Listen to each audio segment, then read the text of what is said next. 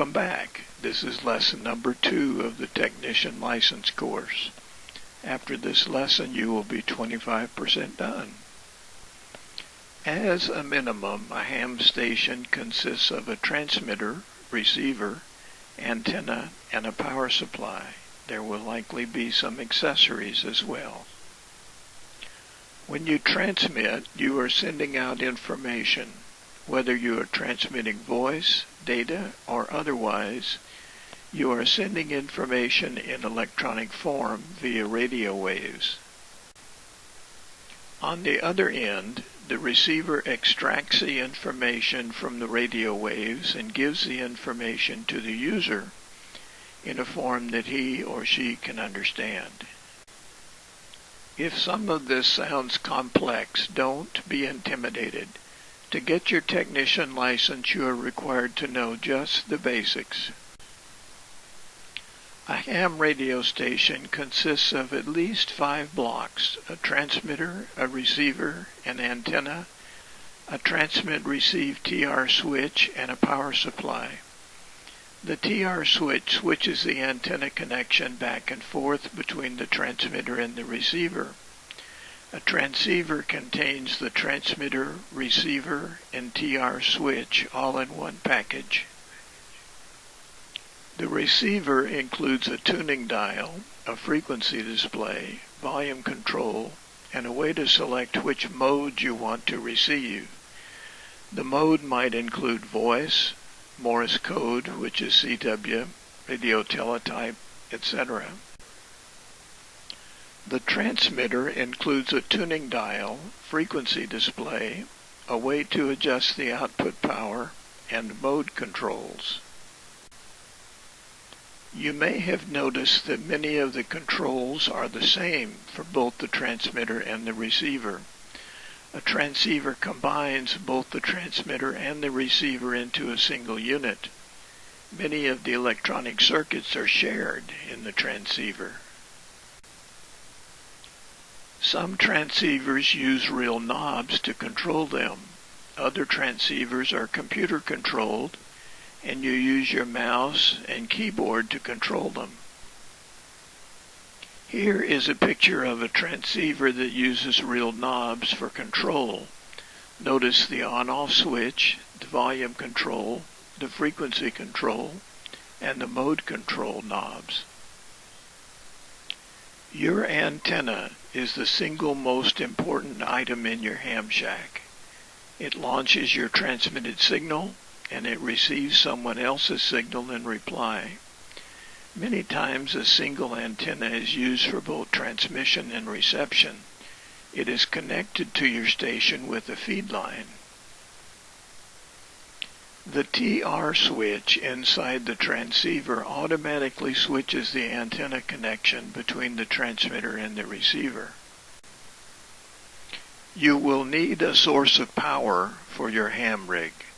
It could be a battery, household power outlets, or an alternate means such as a wind generator, a gasoline or diesel generator, water power, etc. Most modern radios operate on 12 volts direct current, VDC.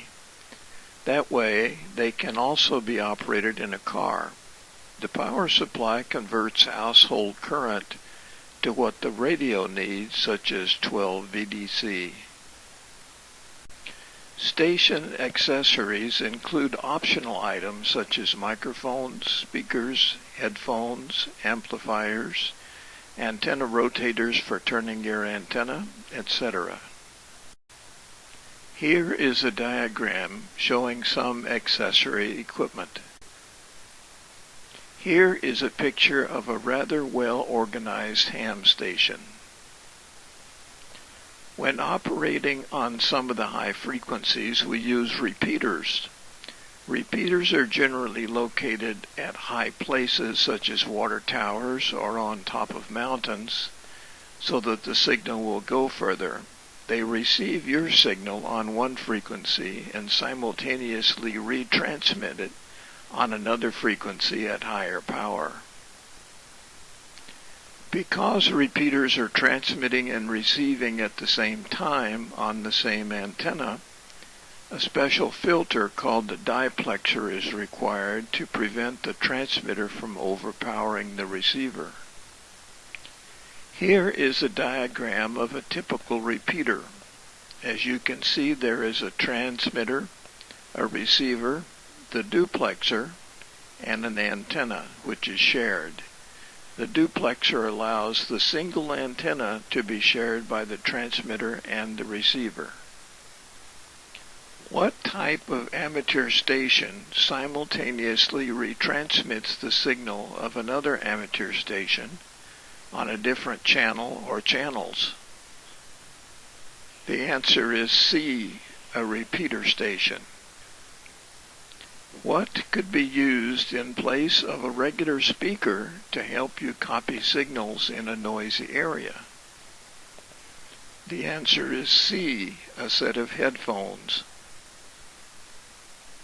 If figure T5 represents a transceiver, in which block 1 is the transmitter portion and block 3 is the receiver portion, what is the function of block 2?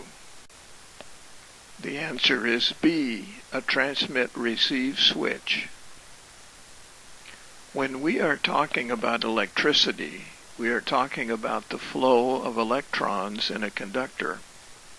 Electrons are negatively charged particles. A conductor allows electrons to flow freely in it. In electronics, we control the flow of electrons. You will need to know the basics of how we do that. There are 3 characteristics to electricity that we are going to be talking about. First, voltage, current, and resistance. The flow of water in a hose is a good analogy to electricity. Voltage produced by the battery is like a water pump that produces pressure to make the water flow. Current is like the measurement of how much water is flowing. Resistance is like how small the water pipe is. The smaller the water pipe, the less water that can flow. Voltage, current, and resistance are all related to each other and are expressed mathematically in Ohm's law. Here is a formula to memorize known as Ohm's law. If you can memorize this picture, it would be good.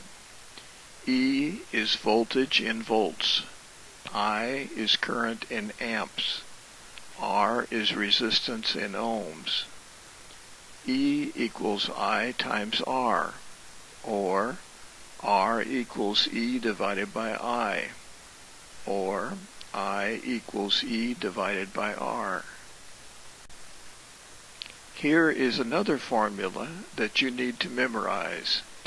Power, P, is in watts. E is voltage in volts.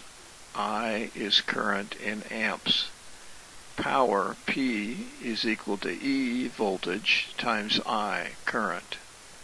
But, as we learned previously, E equals I times R. Therefore, power, P, equals I times R times I, which equals I squared R.